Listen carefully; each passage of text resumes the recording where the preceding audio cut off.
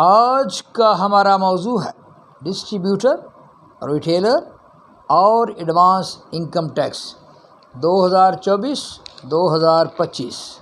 Budget 2024-2025 میں distributors اور retailers پر کتنا ایڈوانس انکم ٹیکس نافذ کیا گیا، فائلر پر کتنا ایڈوانس انکم ٹیکس اور نان فائلر پر کتنا ایڈوانس انکم ٹیکس لگایا گیا ہے۔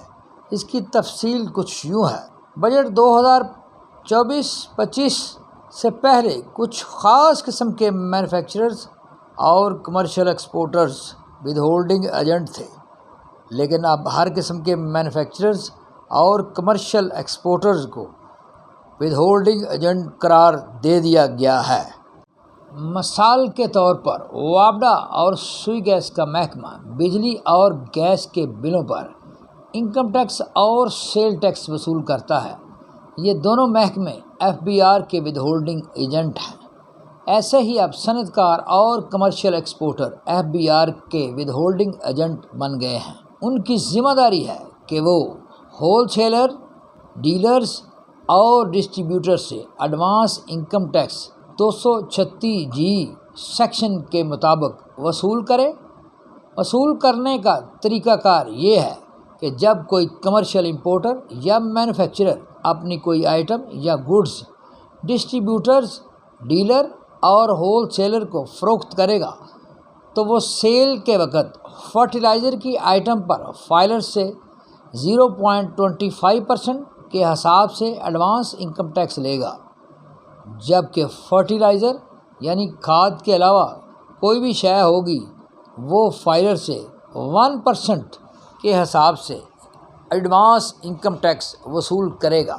جب فیکٹری والا کھاد نان فائلر کو سیل کرے گا تو وہ اس ڈسٹریبیوٹر سے 0.7% کے حساب سے ایڈوانس انکم ٹیکس وصول کرے گا، جبکہ کھاد کے علاوہ جو بھی گڈز ہوں گی اس پر 2% کے حساب سے فیکٹری والا یا commercial importer advance income tax وصول کرے گا۔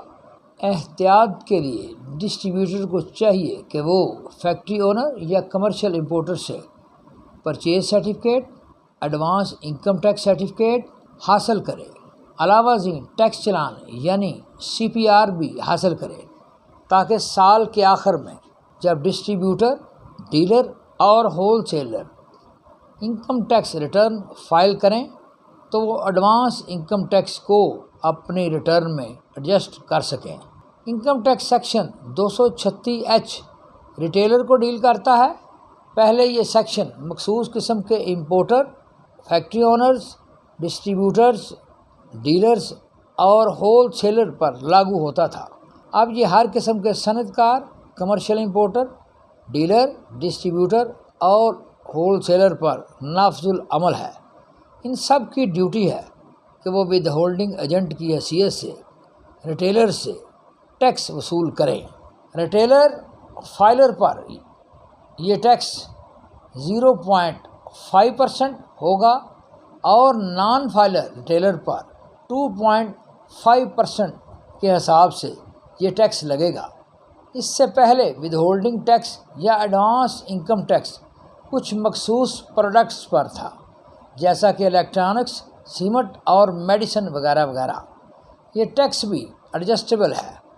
ریٹیلر کو چاہیے کہ وہ اپنے خریدار سے ماہانہ پرچیز سرٹیفکیٹ، ریڈکشن سرٹیفکیٹ اور ٹیکس چلان یعنی CPR حاصل کرے، تاکہ سال کے آخر میں ریٹیلر اپنی اینول انکم ٹیکس ریٹرن میں ایڈوانس انکم ٹیکس ایڈجسٹ کر سکے۔